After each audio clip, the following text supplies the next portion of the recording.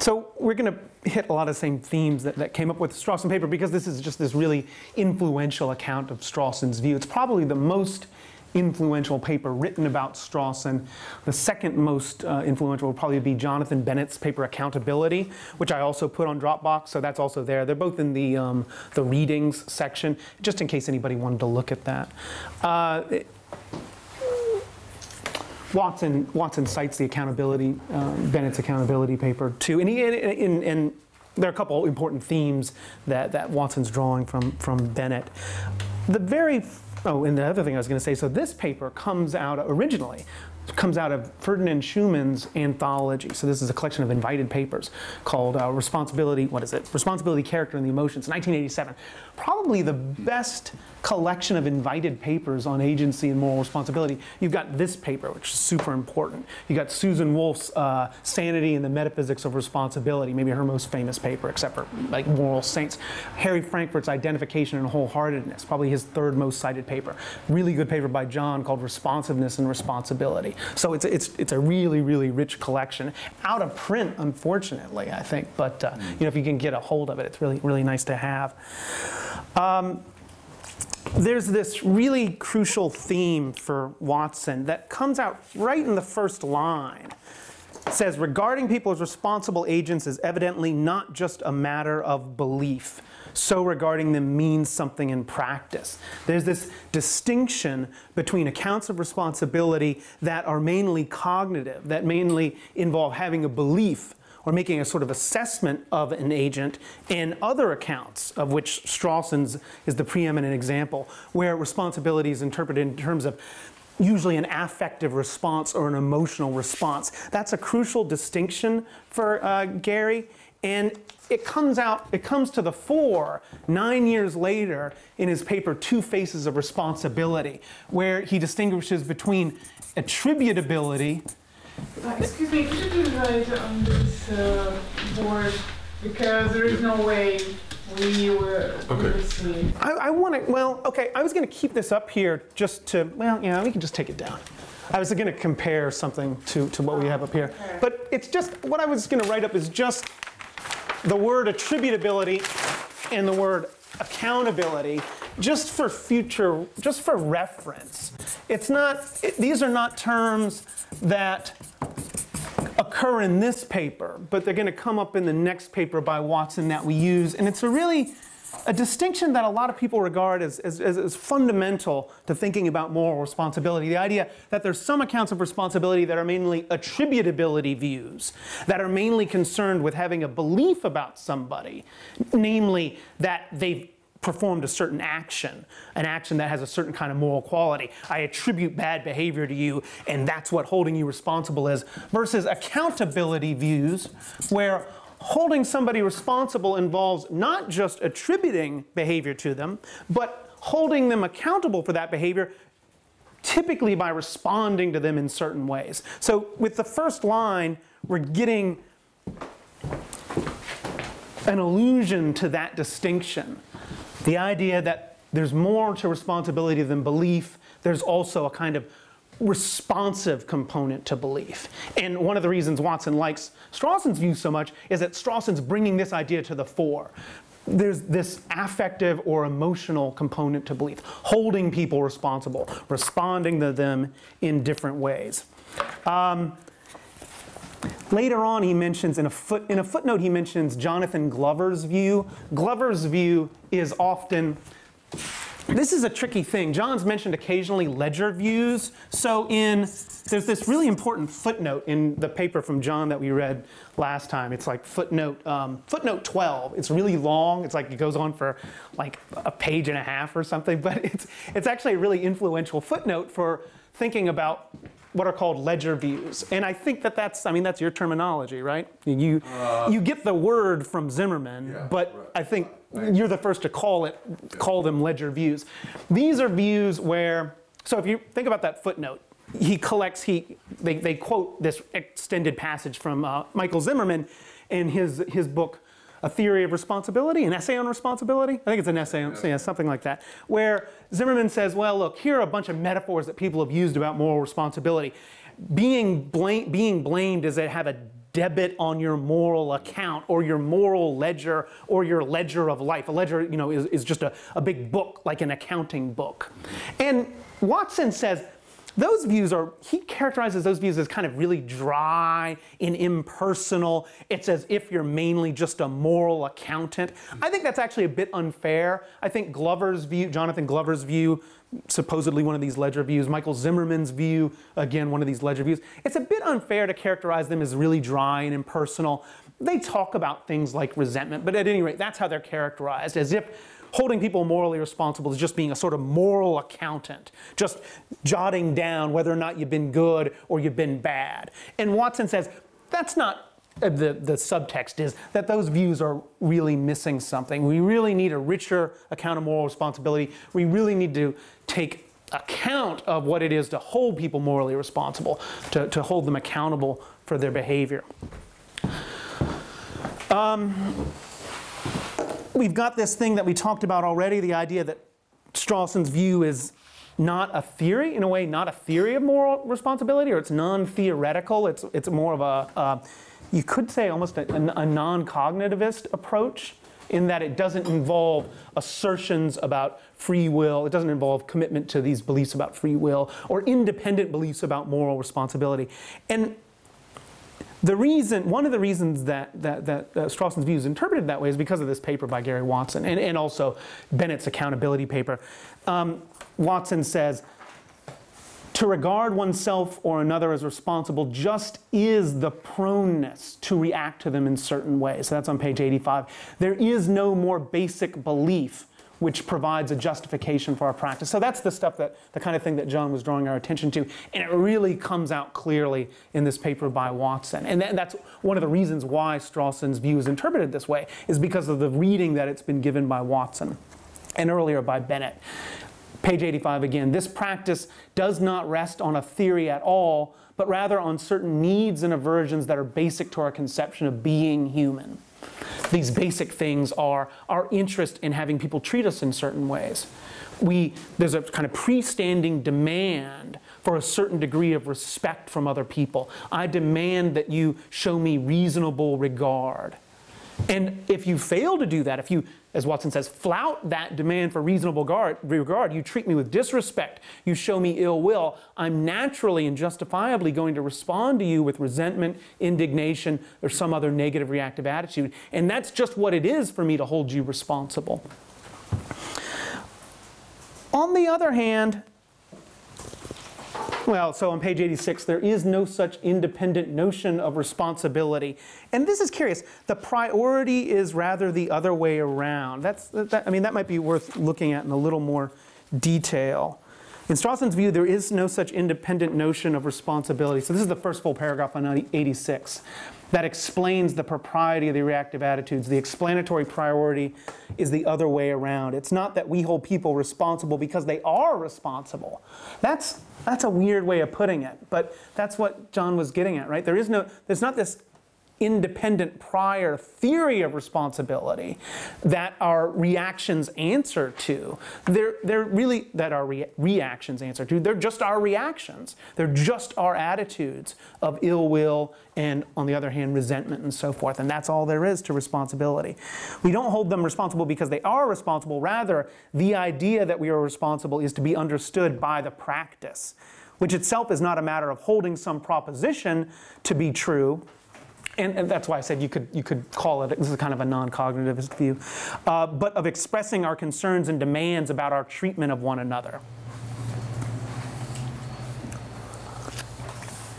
Now, that's been a target of a lot of criticism, and again, I think in part because of the really influential treatment that Fisher and Riese give in this introduction to Perspectives on Moral Responsibility, which was this important anthology that they published. And the way they put it there, and I think this is a really good way to sum it up, the way they put the criticism in that introduction is that Strawson is really telling us what blame is, rather, giving us account of what holding responsible is rather than of being responsible. So what we really want is an account of what it is to be responsible, and all Strawson's giving us is an account of what we do when we hold somebody responsible. And those are two different things. You can think of Fisher and Revisa's view as a way of, and this is the way Michael McKenna puts it in his recent and important book, Responsibility and Conversation. Fisher's view, Wallace's view, McKenna's view are ways of fleshing out the conditions that make holding people responsible appropriate. And I think that's the way you think of your view. It's a Strawsonian view, and what you're doing is you're explaining why it's appropriate to respond to people with reactive attitudes. And Strawson doesn't really do it. I mean, he just says, that's something we do, I respond to you with resentment, but it's not clear what the conditions are that make it appropriate to respond to somebody with resentment. Fisher and Revisa's view is that, well, you gotta have guidance control of your behavior. Your behavior has to be moderately reasons responsive and has to issue from your own reasons responsive mechanism. You know, that's the kind of slogan version of the view. And if that's the case if that's a true description of your behavior, well, then it's appropriate to respond with the reactive attitudes. And Strawson just kind of leaves that out. And so probably certainly the main compatibilist views, you got John's, you got R.J. Wallace's, now you got Michael McKenna's view. All of them are ways of sort of kind of cashing out the Strawsonian perspective of explaining why it's fair and when it's unfair to respond to you with negative reactive attitudes or positive reactive attitudes, I guess, although Wallace just focuses on the negative for some reason. John brings this up in a footnote. I think you're right. I don't know why. I don't get his justification for doing that. But let's see. What else? So now we got these excusing and exempting conditions. So we can talk about that a little bit more. We've already done it so forth. So I believe that this terminology is Watson's, and pretty much everybody's just adopted it. It's a lot more felicitous than type 1 and type 2, which is all Strawson says. So you got type 1. Those are excuses in Watson's terminology. And as I say, pretty much everybody's adopted this. Type 1 are excuses, and let me, let's look at the page actually in Watson.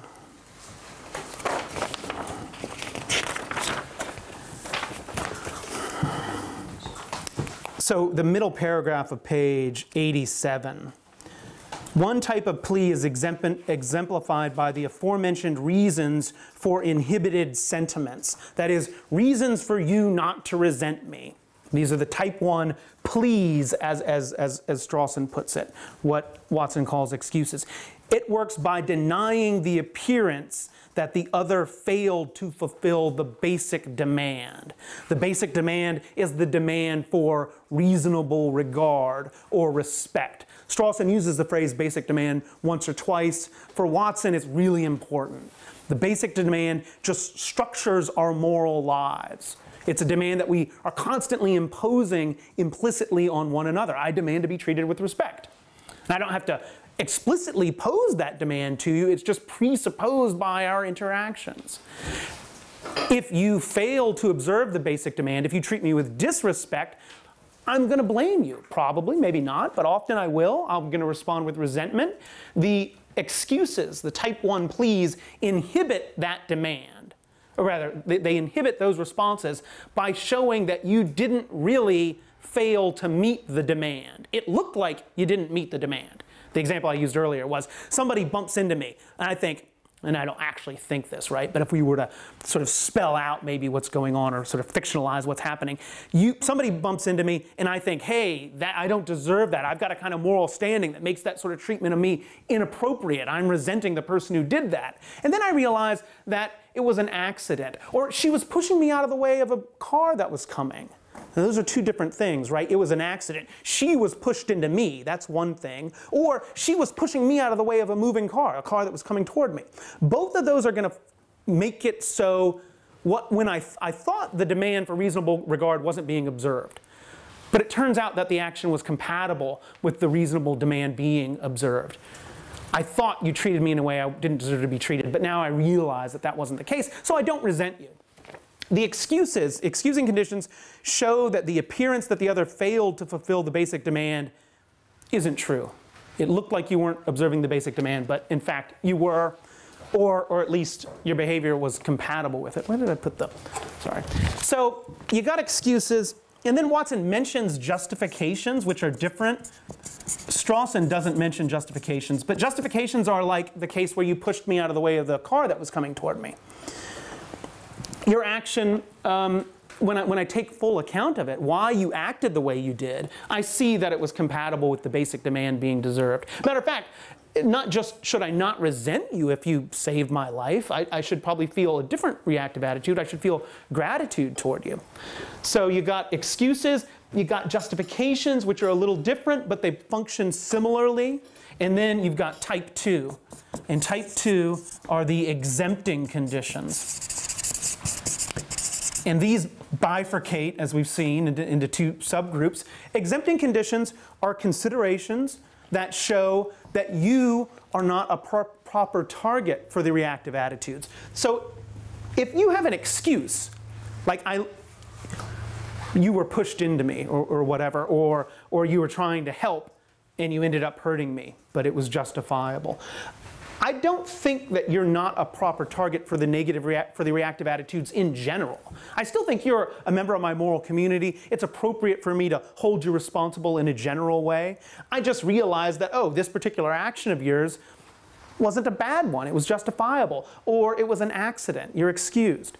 Exempting conditions are different. These are conditions that show us that the individual, the agent, is temporarily or permanently just not an appropriate target for not an appropriate candidate for for this kind of relationship. You're not a member of my moral or our moral community. You're a child. You're hopelessly schizophrenic. You're a moral idiot. Maybe that means sociopath or psychopath, which is what we'll talk about tomorrow. You had a peculiarly unfortunate childhood. Not clear exactly what that means, but these are all conditions in which Strawson and Watson suggest it's just not appropriate to make the basic demand of you.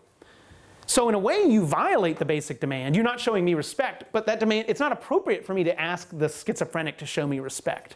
It's not appropriate for me to ask the person who was raised by Nazis to show me respect. Of course, they've got terrible views, but what can you expect from them? They were raised by Nazis. Or what can you expect from the very young child? You can't demand that they treat you better than they do. It's an illegitimate demand. It's infelicitous, as Watson puts it. So that's that basic distinction. Let's see if there was anything else I wanted to get out of the way. All right, so here's a point that I want to make, and then anybody can jump in any time, but there is this argument that I want to develop. And so the main problem in the paper, or the main issue in the paper, we start getting to it around page 89. And the issue is that attitudes like resentment are supposed to be responses to ill will or indifference or lack of appropriate regard. But there are a lot of agents who treat us with hostility or malice. That is, they don't show us proper regard. And yet it's not clear that they're not responsible. Yeah, there are a lot of agents like that who treat us badly, but it looks like they're not responsible. So how do we account for that? And Watson's so again, children, psychotics, sociopaths. How do we explain the fact that they're not responsible, since it is possible for them to treat us badly? And Watson says on 91, well, look, they don't meet the appropriateness conditions on the moral demand. It's not intelligible to make demands of them, he says on 91 again. So this is right at the bottom of 90, then going over to 91 where we have the missing page, but I'm going to fill it in. He says, to be intelligible, and this is a pretty important quotation. This kind of gives you the gist of Watson's view. To be intelligible, demanding presumes understanding on the object of the demand. So that's that last sentence on page 90. To be intelligible, demanding presumes understanding on the object of the demand. So children can't understand our moral demands. So when they act badly, it's unfair to blame them. It's unfair to resent them. They're just not appropriate targets for those kinds of demands. The reactive attitudes are incipiently forms of communication, which makes sense only on the assumption that the other can comprehend the message. A really important part of Watson's view, the idea that in moral blame and praise, we're engaged in a kind of communicative I don't want to say communicative act, but it's a communicative endeavor. We're expressing our moral demands through our emotional responses. And that only makes sense if the person that you're targeting with those emotional responses and demands is a potential moral interlocutor, somebody that you can have a moral conversation with. If you can't have a moral conversation with, I can't have a moral conversation with this with the bottle of water. So it doesn't make sense for me to blame the bottle of water for performing its function badly. Being almost empty. Right, why is it almost empty? What's it doing that for? I need the water, come on. Show me some respect. And that doesn't make any sense because those demands aren't going to, they lose their point with respect to somebody that can't respond appropriately to those demands and can't understand them. So later on 91, in a certain sense, blaming and praising those with diminished moral understanding loses its point. Now here's where I think, yeah. Or, I mean, just one small point of clarification, question. So is it has to be this communicative endeavor, but is it that we think, if we think that somebody can't communicate with us, but we think that they ought to be able to, I guess that's what gets more complicated with the psychopath case. So is it a case that we think they can't and they ought not to be able to, or it would be unfair of us to make this demand of them? Or is it if they can't communicate with us, but we think they're being willfully, or some sense of willfully, like, if they're treating themselves like an object and not like an agent or something, then we think they ought to treat themselves like an agent. Does that complicate? Well, there are a couple things. One, you could have a kind of tracing view. You could say maybe your present lack of capacity to respond to my demands traces back to something that you did as a fully competent agent. And somehow your present responsibility depends on that earlier act, maybe. But I think Watson's going to say, look, if it's really true that you can't engage in communication, then look, the ought there is a purely normative ought. It's not the it's not the ought of providing advice, of telling you, giving direction or something like that. It's just a kind of normative description, and in that case, that's just attribution. All I can do is attribute your bad behavior to you, but it doesn't make sense for me to demand that you respond differently. But if it's willful, depending on what you mean by willful, right? As you said, so if it's willful self-deception or something like that, then yeah, you probably are responsible because actually you can. You're just not responding appropriately. So the point that I want to develop this argument, and this is an argument I make in a paper called. I don't know, moral communication and protest, something like that. Moral blame, I can't remember. Anyway, moral blame and moral protest. Moral competence, moral blame, and moral protest. So Watson says, in a certain sense, blaming and praising those with diminished understanding loses its point. And so you want to know, okay, so what's the point of blame? Is the point of blame to get a certain response out of people? Maybe, but then it looks pretty forward-looking. Your kind of blame is forward-looking if you say the point to blame and what makes it appropriate is that we can elicit certain responses, maybe apology or moral understanding or some sort of rapprochement with the person who's injured me. Maybe that's what we want out of blame. But Watson doesn't want to have that kind of forward-looking view because it's too close to a consequentialist view. He really wants to distinguish his account from forward-looking approaches to blame. But sometimes it sounds like that's what he has because he says, well, there's no point to blame if you're blaming somebody who can't respond to you in the way that you want them to. I think so here's a potential objection you might make to Watson. You might say, so Watson says there's no point to blaming people if they lack moral competence. Moral competence is just having facility with moral reasons. Really young children lack it. Psychopaths lack it. They're not good with moral reasons. They lack moral competence. So Watson says there's no point in blaming them. But if blaming is making a demand that somebody shows you respect, isn't it already too late to blame a wrongdoer? I mean, the wrongdoer's already failed to show you respect. So what's the point of blaming them? What's the point of demanding that they show you respect if they have already failed to? So in a way, you could say, well, maybe there's some infelicity there. Somebody's already wronged you, so they can't not wrong you. So what's the point in demanding that they show you respect?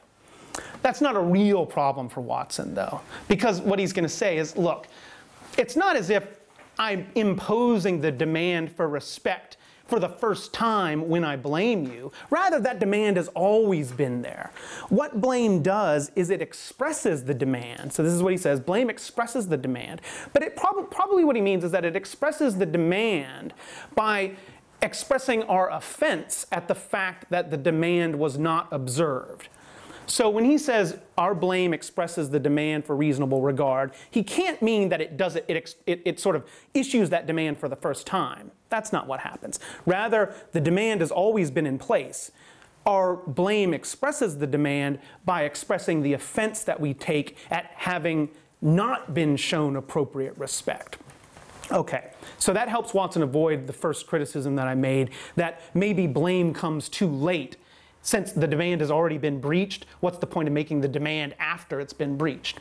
He avoids that by saying, well, really what's happening is I'm expressing my offense that the demand was breached.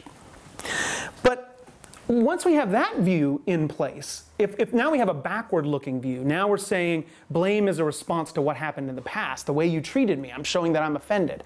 Once we have that kind of view, it's not clear why the moral competence condition matters anymore. I mean, if what blame is a response to, is an offended response to bad treatment, then why does it matter if the person's a member of our moral community? Because people who aren't members of our moral community can treat us badly. But Watson wants to insist that if you're not part of our moral community, then you're not an appropriate target for blame.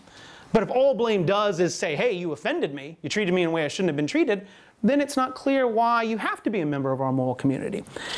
What you could say, and what I think Watson wants to say, is that, well, look, a bad action is the sort of thing that you should respond to with resentment only if it has a special kind of force. And so he says on, let's see, where am I? So he says, flouting, yeah, so on page 93.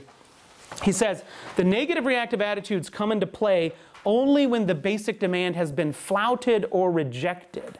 And flouting and rejected, strictly speaking, requires understanding. So he thinks that if somebody doesn't have moral understanding, they're not really violating the basic demand for respect in a way that makes the reactive attitudes appropriate.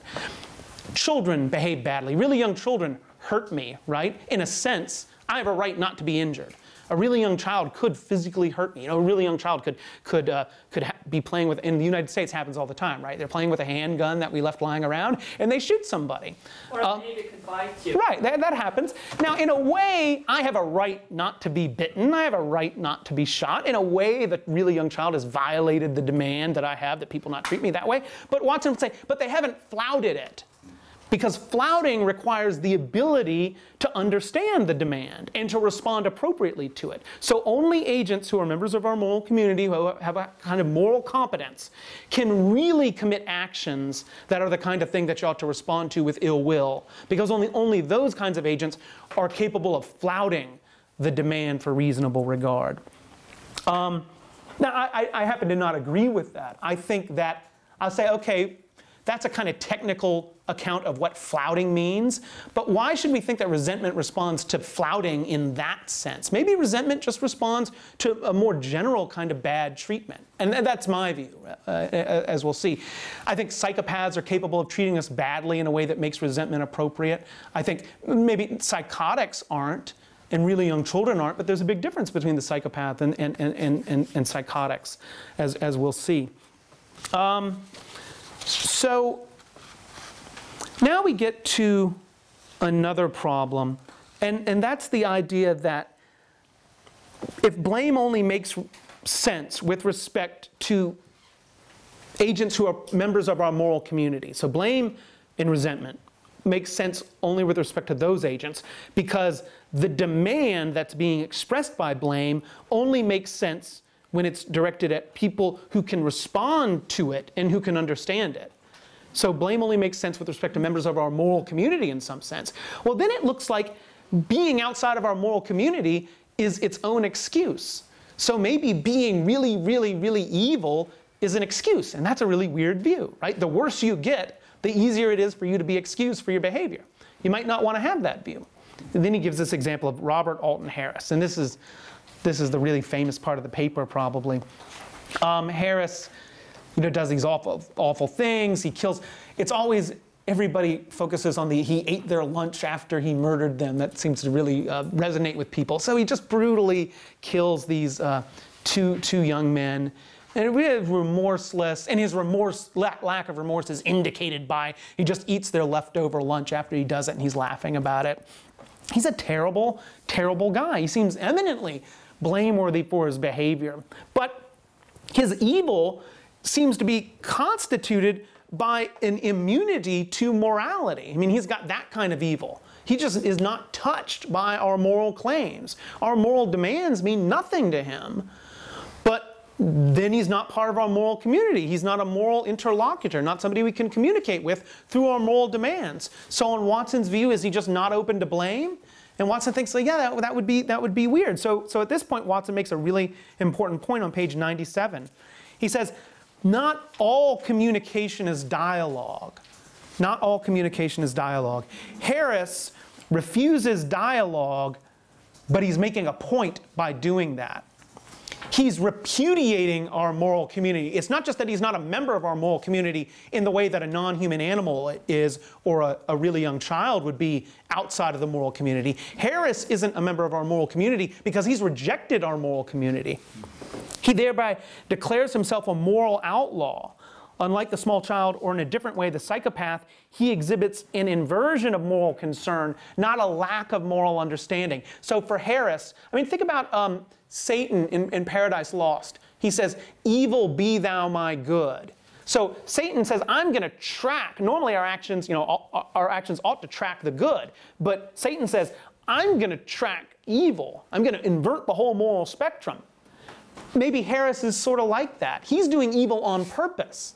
So he is immune to our entreaties. He's not going to respond appropriately to our pleas to him. But that's not because, that's not the same way in which the child or the psychopath doesn't respond to our entreaties. He's just totally rejecting it. So maybe that is a kind of communication. So maybe he is in the ballpark for blame, Watson seems to be suggesting. Watson's a little hard to pin down, actually, here.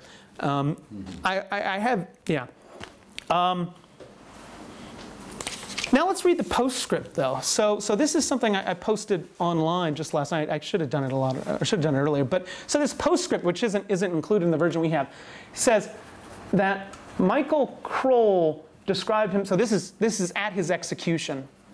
Michael Kroll described what he saw that morning for The Nation magazine. Calling himself a close friend of Harris's for nearly a decade, Kroll records that as Harris was finally fastened to the chair in the gas chamber, he looked around and, recognizing the father of one of his victims, mouthed the words, "I'm sorry." So a lot of people refer to Harris as a sociopath, and I'll talk tomorrow about sociopathy and psychopathy. Doesn't seem accurate. It seems like Harris was a member of our moral community when he was a child. I mean, or at least he was moving in that direction if you read the account. He loved his mother. He was a beautiful child who loved animals before he started torturing them. And then at the end, too, maybe he makes a sort of return to the moral fold. So he doesn't, it's not that he lacks the capacity, it would seem. 16 minutes after the cyanide was released, an official pronounced Harris dead.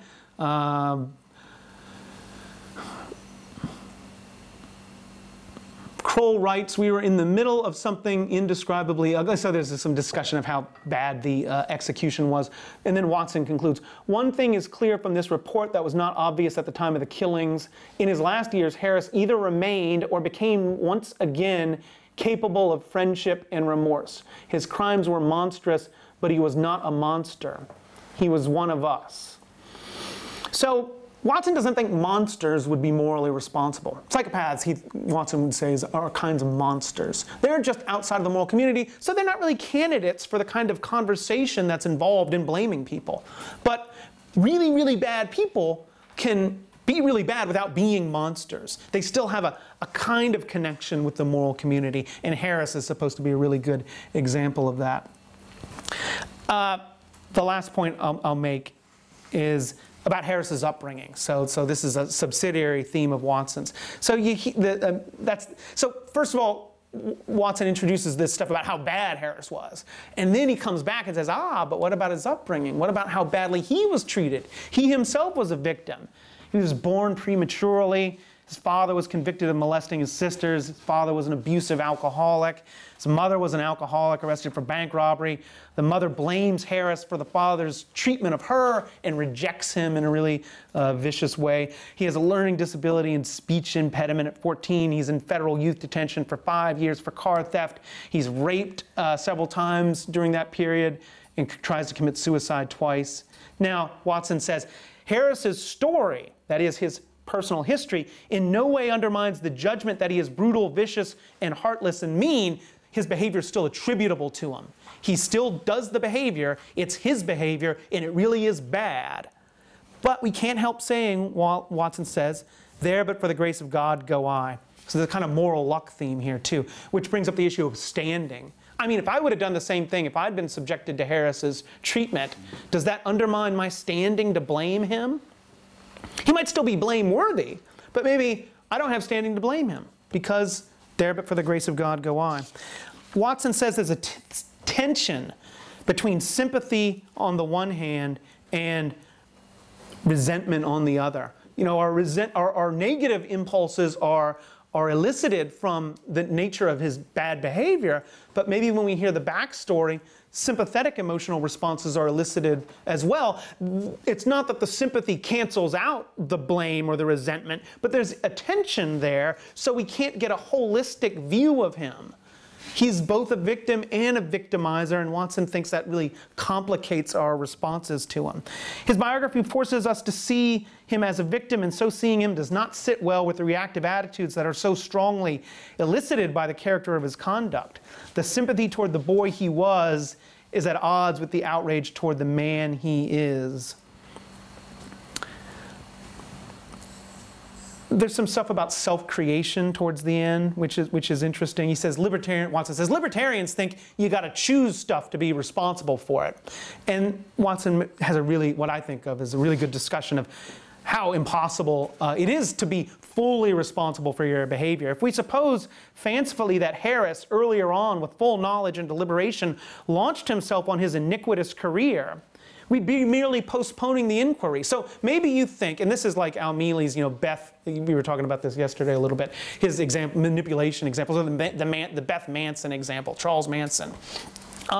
Maybe you think to be responsible, you've got to be responsible for yourself. In order to be responsible for your actions, you've got to be responsible for the inclinations, the values, the beliefs, the desires that inspire your behavior. But it looks like you can't do that. I mean, maybe I can choose to develop a character trait. Like I could look at myself and say, I'm dishonest. I'm a dishonest guy. It'd be better if I were more honest. And I could take steps to make myself more honest. I could hang out with people like John who are scrupulously honest. I could model my behavior on that. I could say, what would John do in these circumstances?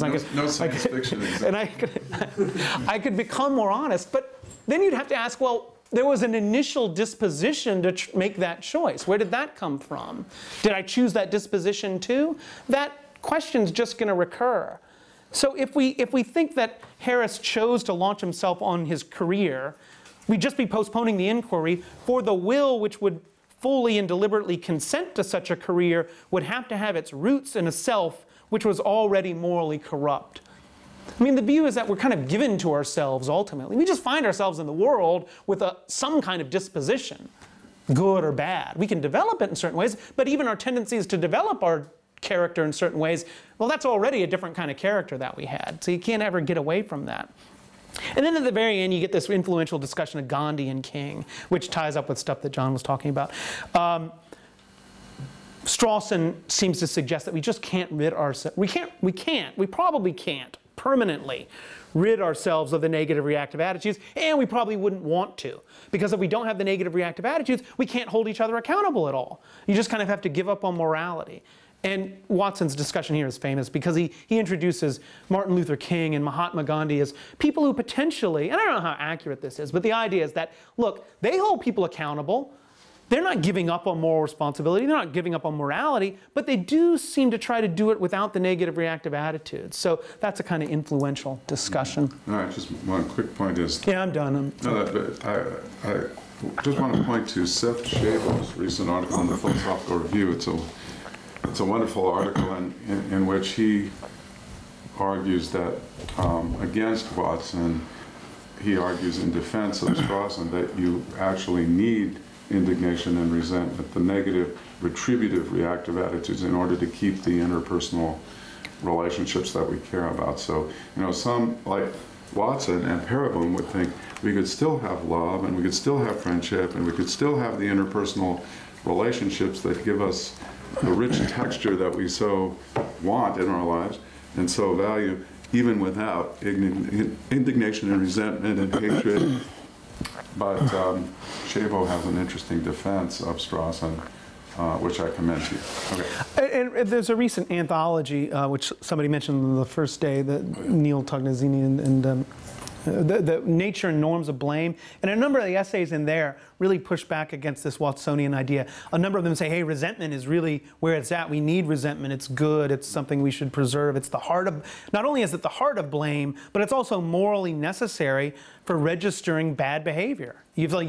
The idea is, you know, you just don't care enough about bad behavior if you're not willing to resent. And some people think resentment, the lack of resentment would show the lack of self-respect. When you resent something, that's an indication that you respect yourself. But so anyway, the anthology is edited by Neil Tognazini and Justin Coates. It's called Blame. Is it called? It's Nature and Blame. It's Nature and Norms. Yeah, Blame. It's Nature. So it's highly recommended. It's really good anthology. Okay, so you want to open Yeah. What do you think? By the way, before we, well, I just wondered, is it clear what Watson thinks about whether Harris is actually accountable? I mean, you could say Watson distinguishes attributability responsibility from accountability responsibility, and he thinks Harris is attributable responsible, or responsible in the attributability sense, but perhaps not in the accountability sense, because of the but for the grace of God, there go I problem. But to me, it's just not clear. I mean, Watson's very cagey. I think it's not clear what he thinks. I think in the end what he thinks is, yes, he's responsible in the attributable, in the attributability sense.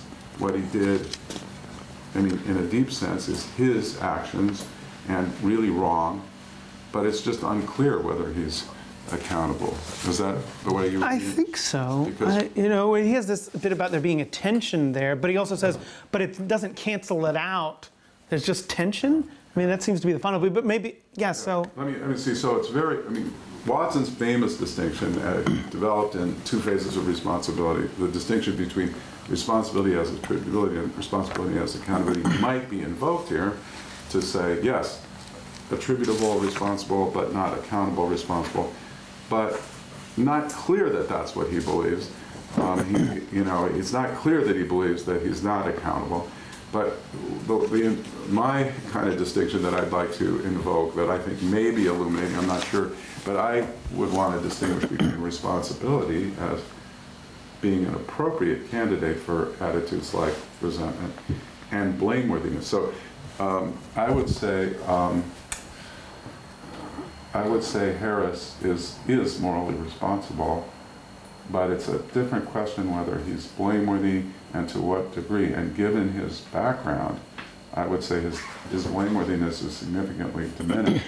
And it's not clear that there's no blameworthiness there, and it's not clear that we couldn't target him at all with reactive attitudes or blame him or punishment, but I'd say it would be significantly diminished. So I'm surprised by that. Yeah. So what do you add to moral responsibility to get blameworthiness other than bad behavior? Well, in other words, if it would be extremely difficult for the agent to refrain from behaving in that wrongful way, then I think, and the agent himself or herself is not responsible for the difficulty in question. Mm-hmm. It's difficult because of their upbringing or because of special circumstances. I'd say the agent could be responsible. They meet the minimal control condition, but they're not blameworthy. It would be too difficult. Let me just say, if you think of the bank teller kinds of cases, so someone comes in to the bank and points a gun at the bank teller and says, "Give me the money or I'll blow your brains out." Now there are different versions of the story, and in one version, the teller is just overwhelmed by, the urge to save his life, and he doesn't, you know, he gives the money because of an irresistible urge to comply with the threat and avoid this terrible outcome. But there's another version of the case in which the bank teller kind of is able to kind of reflect, step back, and is able to, doesn't have an irresistible, overwhelming desire to comply with the threat, but just calmly says, look, it would not be reasonable for me to lose my life here. I would say that bank teller is morally responsible for handing over the money, but he's not blameworthy. I would say the same thing. Okay, but that's I think there's something similar going on. It would be unreasonable to expect him to give up his life. I mean, it's a kind of difficulty of complying with the. Yeah. Okay. So I would say the same thing. We were talking about this yesterday. I was making that distinction. So it does seem that you could be morally responsible without being blameworthy. But that, I would just say because his behavior wasn't bad. I mean, in some sense, giving away the bank's money is bad, but not in a full-blooded sense. Yeah. It wasn't bad behavior. That's why he's not blameworthy. But so you would say Harris has guidance control, which is why he's morally responsible. But guidance control is not enough for blameworthiness. Right. Okay. I mean, it's enough for being an apt candidate, and, but then you have to look and see, was it unreasonably difficult for him to behave well? Here's another, let me just, here, so what, and then we'll get to it, I promise. So Matt wondered Matt said, in the case of the bank teller, he or she is not doing something wrong. So that's a case where I say moral responsibility, but no blameworthiness, and it's because, but you say, well, that's explained by the fact that the behavior is not wrong. But I think there are cases, and this is more controversial. Dirk Perelboom and I have disagreed about this. I think there are cases where you could be morally responsible for a wrong action, but not blameworthy. And one kind of case I like to think about is the drug running kind of case where someone, you know, is very, very poor and has a child, and this was the story in the movie Maria, Full of Grace. But you know, she's from Central America, and in order to feed her child, she needs to illegally transport drugs in airplanes up to the United States and so forth. And in a case like that, I think her behavior is wrong. It's wrongful behavior. She's running drugs, which can really hurt people. And she is morally responsible. I'm assuming she didn't have an irresistible urge to do this. She exhibits guidance control, but arguably she's not blameworthy because of the pressures. I mean, it's not reasonable to expect her to resist the desire to feed her child. And if it really is true that this is the only way to do it, at least her blameworthiness is diminished. So yeah, and I'm going to say it's not. When our blame is diminishing, it's responding to the diminished wrongness of the behavior. I think it's just less wrong. It's more justifiable. Yeah, so that's. I think. Yeah, I'm on Matt's side here. I think that moral responsibility plus wrongness equals blameworthiness, but moral responsibility can be diminished. That's what I think, and I agree with you on Maria, Full of Grace, that it might be a little bit wrong, but it's not a very big wrong because she has moral reasons to feed the children, not just a desire. So the wrongness. I would say she does have moral reasons, but they're even if it's ultimately wrong, it's like a small wrong, perhaps, if we take everything into account. But what I would say in Harry's case, as the case is described here, it seems like he is not that reason responsive, because like his sister says that the only outlet he could get for his own feelings, his intense suffering from his terrible childhood, was through torturing animals. So it seems like he was in a grip of really strong urges to hurt others. Maybe like David Hume says about people, I mean, Hume mostly talks about sympathy and nice things, but there is some passage where he talks about people who hurt others just for the hell of it, and he says that is really because they suffer and want to feel better themselves by comparison to this other person they make suffer and maybe feel more powerful and feel better that way. And as Harrison's case is described, it seems to be something like that. It doesn't seem like it's that reason responsiveness. So maybe he's a little bit morally responsible, but I don't think he has a lot of moral responsibility and therefore not a lot of blameworthiness. So even though the wrongness is big.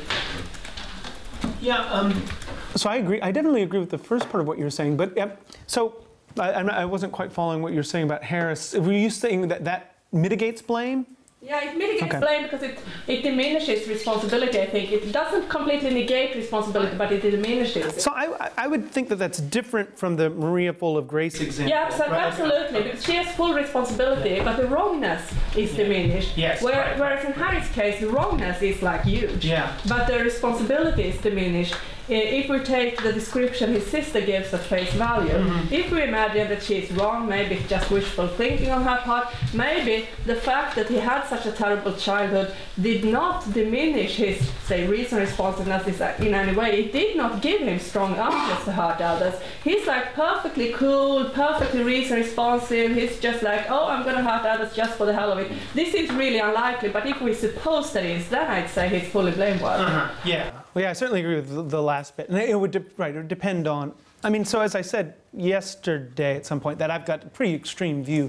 My tendency is to hold people, as long as they're responding to judgments. So if I'm responding to judgments, evaluative judgments, if that's what I'm guiding my action on the basis of, then my actions express my evaluative judgments. And you should care about how I'm evaluating things. And that's enough to make me appropriate target for blame or praise. The fact that my actions are expressing these morally significant attitudes. If Harris is capable of that, then he's going to be open. Yeah, and I tend to think that there are degrees, like you can be very much ruled by your considered judgments and then you're fully morally responsible. That doesn't necessarily have to mean that you explicitly deliberate about something. It could still be entirely immediate, but or you can have these like strong urges that pull you this way and that, have difficulty making practical judgments. You're still, because of your urges, you might have great difficulty making practical judgments. You can still be somewhat in the ballpark for moral responsibility, but it's diminished. I'm going to write here, but I'll write it big. But we could distinguish between desires and urges, where urges might be thought of as non-rationalizing.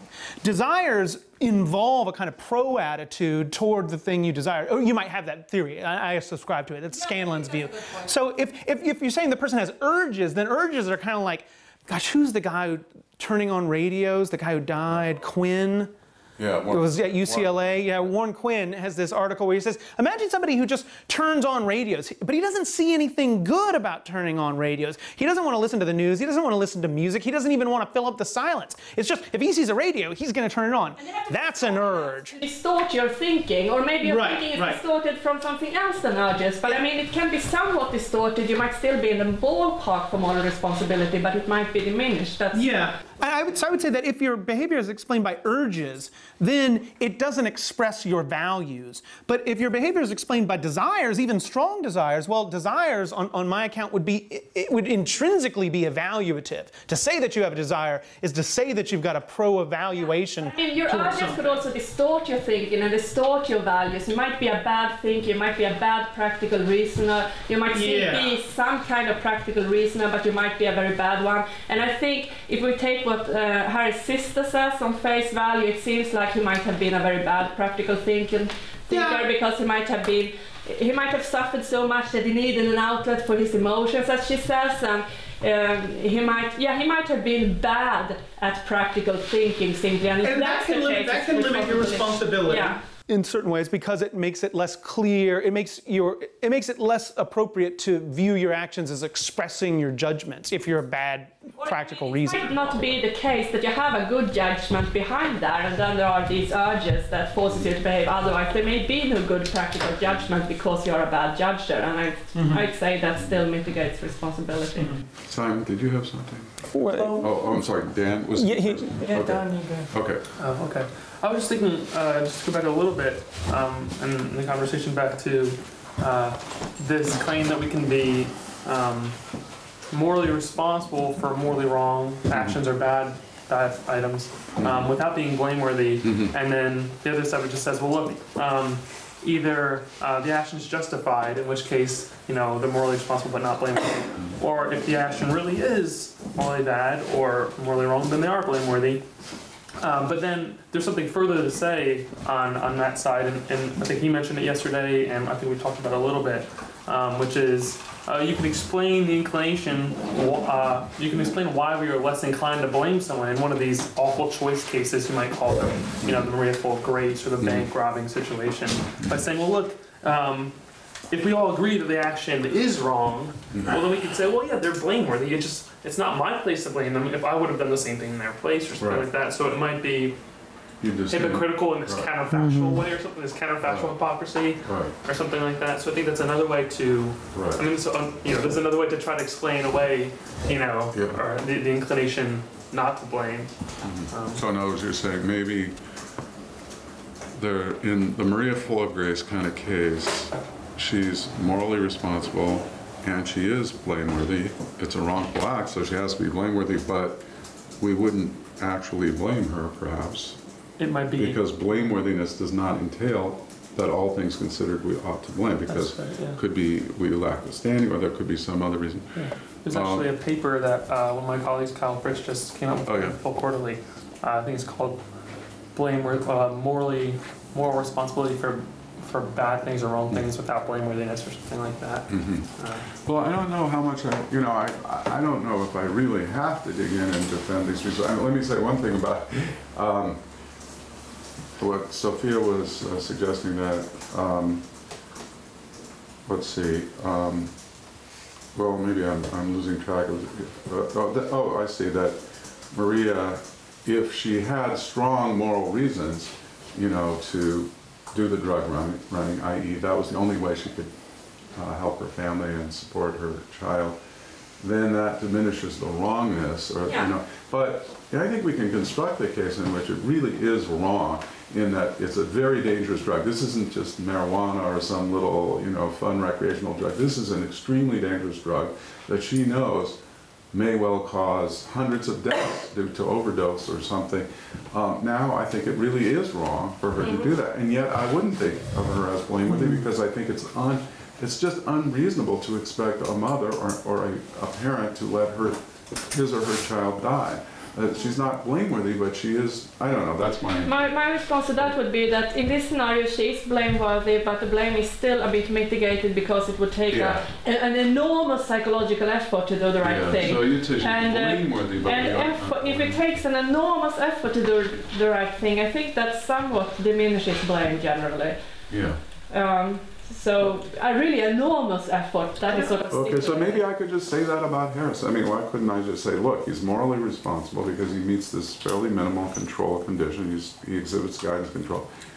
And maybe I could say, okay, he's also blameworthy, but because of his circumstances, of his upbringing and so forth, we ought not target him with blame, or that, all things considered, we shouldn't apply the blame. I mean, maybe that's what I should say. Yeah, but I could buy that too, that his blameworthiness might also be diminished if it takes an enormous psychological effort for him not to murder people. That sort of diminishes blame a bit. Of course, by the way, as we know, California did put him to death, which is pretty much about as robust a form of blame as you could, okay, you sure? I just had a quick follow-up on something that you were saying, but no, go ahead. Really quick.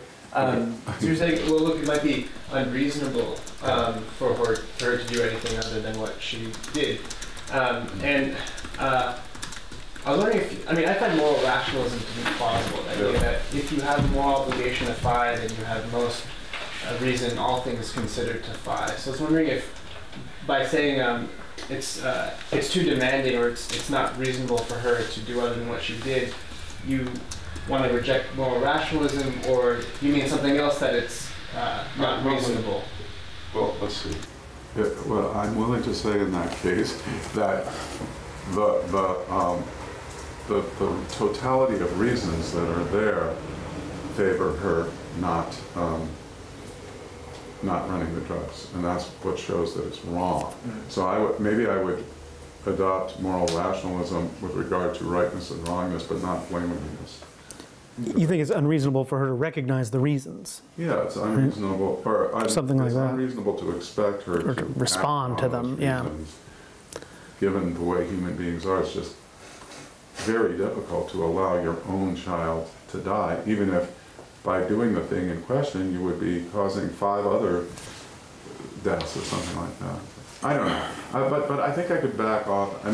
I was just pointing out, I started by saying, look, there are different analytic devices that we could apply to the Harris case. Watson's device is the distinction between attributability and accountability. my device might be the distinction between responsibility and blameworthiness, but maybe it has to be a bit more refined. Maybe I have to say, well, there's another moment here. It's not just responsibility, blameworthiness, but also ought to be blamed. Okay. Shouldn't we perhaps enumerate on the paper the different ways that blameworthiness could be diminished? Maybe that would be useful, because we've sort of made a little list here on various ways. Well, or maybe we should just move on. Well, let's let Simon. Simon had a question. Just a quick question on your bank teller case. Yeah. When the person does not experience an urge, you said, I think you said that you might explain the difference between morally responsible and blameworthiness, and you mentioned refraining. And that seems surprising because it seems to potentially bring in alternatives and the need for alternatives. Well, what, I'm sorry. So I thought you explained that difference by saying that the person would not be blameworthy because it would be unreasonable for them to refrain. It would be unreasonable to expect them to refrain from complying with the threat. But does that imply that responsibility requires the ability to No, so I agree that that suggests that my view is that in order to be what? I mean, that there's an important role for alternative possibilities in my view, something like that. But what I really want to say, I mean, that was just kind of shorthand for saying the agent acted freely in, acted freely in, that is, exhibited guidance control, but now we want to say, and so he's responsible or she's responsible. Now, is there blameworthiness?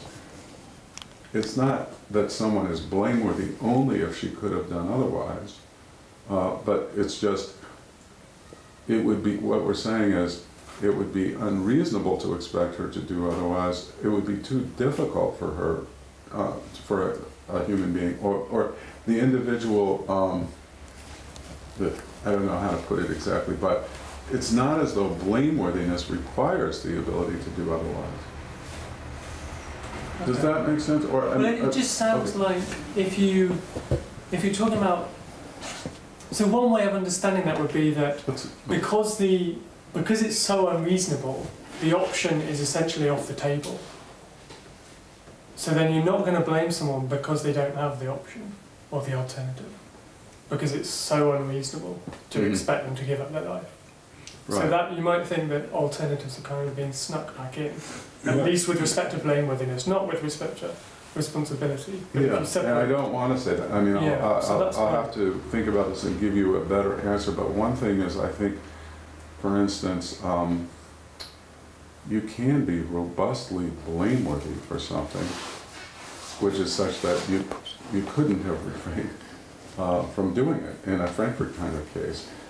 Where the fact that you couldn't have done otherwise doesn't play any role, then you're robustly blameworthy. So let's say, let's see, what would be a good example? Let's say you know that if, well,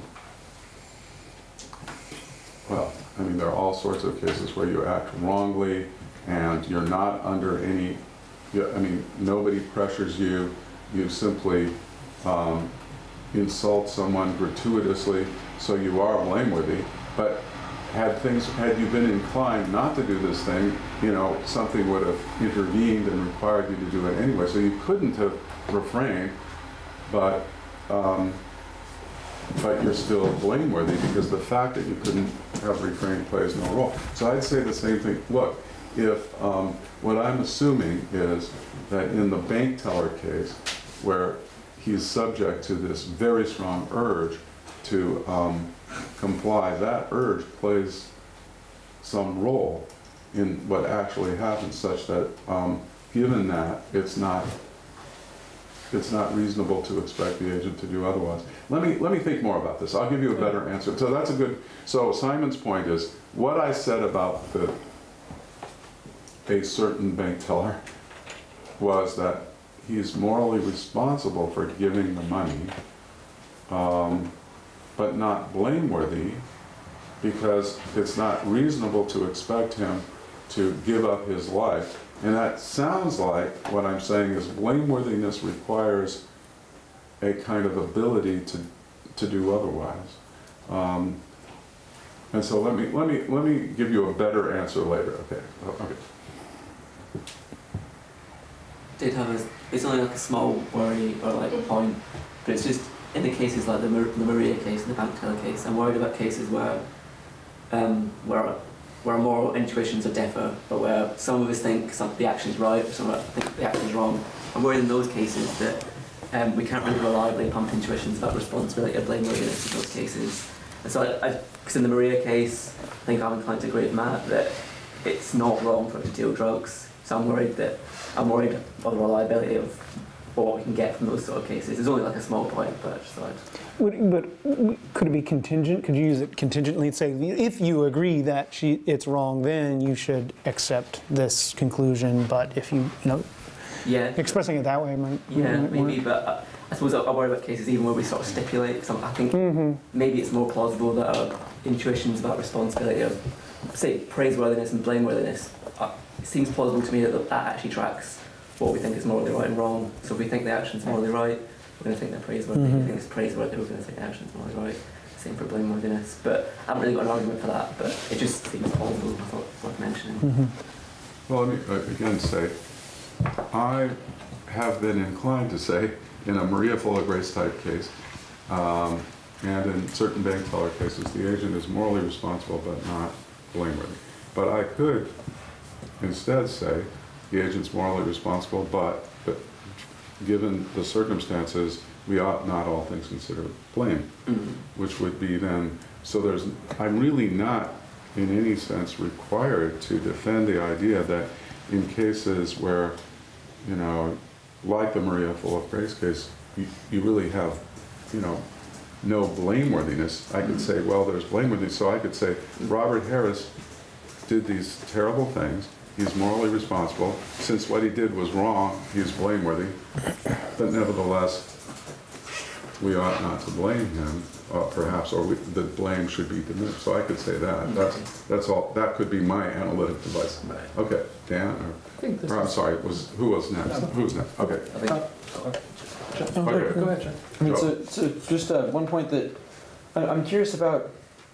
One theme that Watson's sort of emphasizing, it seems like, is that, and Strawson as well, is that we really would have difficulty stepping back and maybe certain, like maybe King and Gandhi and such leaders maybe have this ability to step back without sort of having these strong reactive attitudes. But I thought it was interesting that even if we think that there's a distinction between attributability and accountability in the Harris case, it seems like, and even if we're considering these facts of, there but the grace of God go I, it still doesn't seem to be enough for our reactive attitudes, in the sense that even if we think, yes, he had this terrible childhood, even if, yes, maybe it's attributable, but maybe there's some sense where we can't give this full-blown accountability sense, it still seems like, given this particular case, we can't not blame Harris, even if we keep these considerations in mind. And I don't know if that's, so that's not to say that ought to be the case, but it seems interesting that seems to sort of be a limitation where, I don't know. Maybe. So you think it's hard not to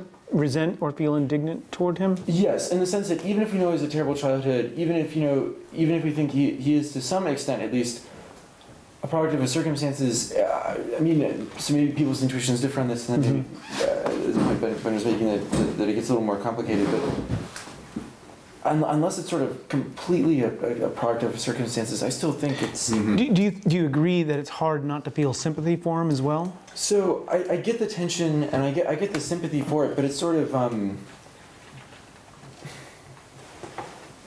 I see it almost as separate, where it's just sort of it's unfortunate that it happened, but it's sort of more it's an explanation, not a full-blown excuse, something like that, if that makes sense. But I don't know. Yeah, that's how I think about it too. I think it's an explanation, and there's always an explanation. Every bad person became bad because of causal factors, right. But it's not clear that that's an explanation that undermines his blameworthiness.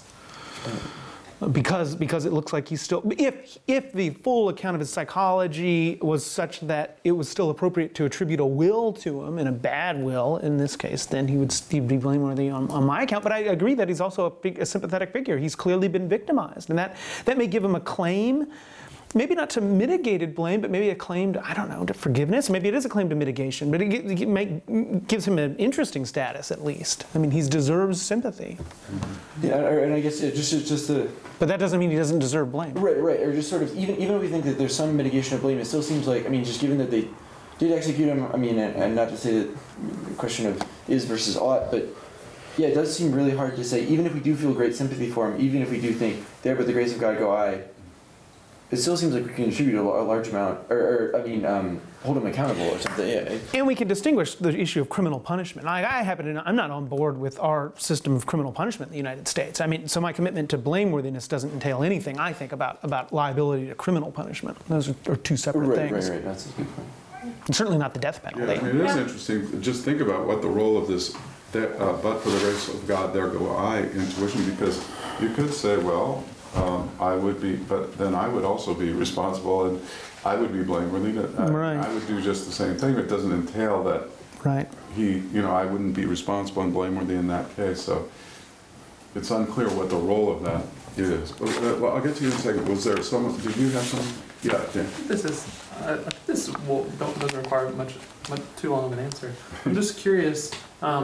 So you were saying, well, maybe I don't have to say they're morally responsible for something bad, but not blameworthy. Yeah. I could say either the blameworthiness is mitigated, and it seems like your inclination towards, if you were going to take that option, your explanation would be something like because of the severe difficulty or something like that. But then you said also, or it might be that it's just all things considered inappropriate for me or for you or for one of us to blame. Or for you. For anyone. In the second case, if that were the case, if that were the line you're going to take, what would be your reason for that? Would it be to sort of, because it might be sort of counterfactually hypocritical of me or something like that, or would it be something else? I'm not sure. It's for, again, it would be something about, given his circumstances, it would be extremely difficult for him not to do what he did.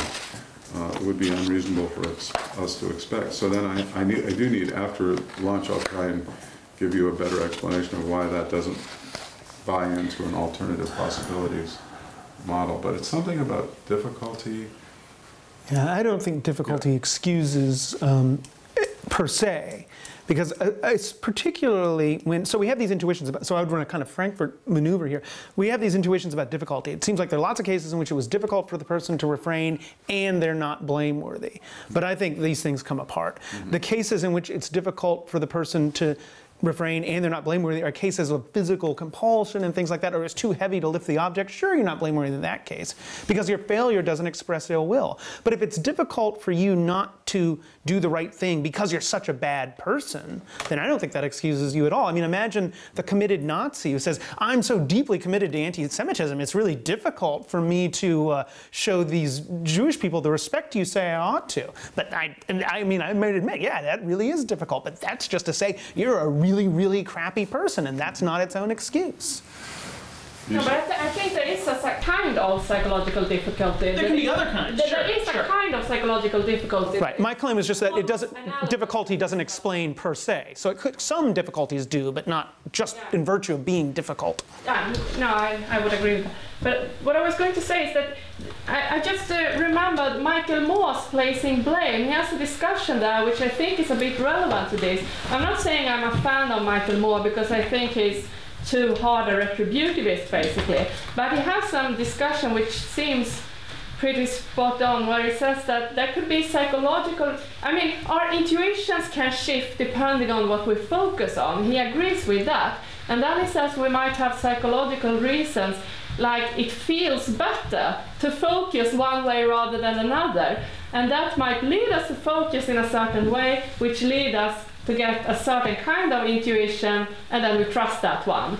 But obviously the intuition we get when we focus on what feels best to focus on need not be truth tracking. And I think, I agree with that much, as he says, And then he also says that it might feel better to focus on someone's tough childhood because it's so hard to focus on the terrible murders that feels worse.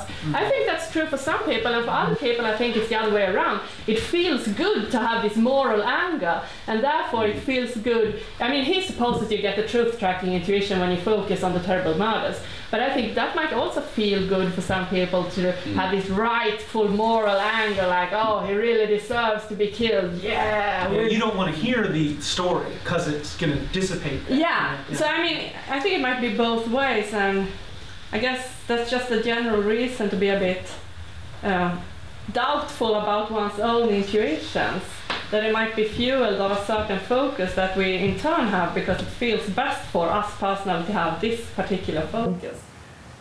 You shy? Did you have? Oh yeah, I had a question about the distinction between being responsible and the action being wrong but not blameworthy. So, I mean, that's okay. There's a lot of pushback on that. Well, I thought this response was crucial to answering the manipulation argument, right? You want to say that in case one, you mean the four case? Plum? Yeah. Plum is morally responsible and the action is wrong, but Plum isn't blameworthy precisely because Plum is being manipulated. But now you're saying, what? Well, okay, so we're going to get to that later, but I have various ways of responding to the four-case argument, but one way is to say that Plum in the first case, and the first case is a case where he, in all the cases he kills White, but in the first case he's been manipulated, his brain has been manipulated in a certain way. And what I suggested, but the manipulation doesn't issue any irresistible urges.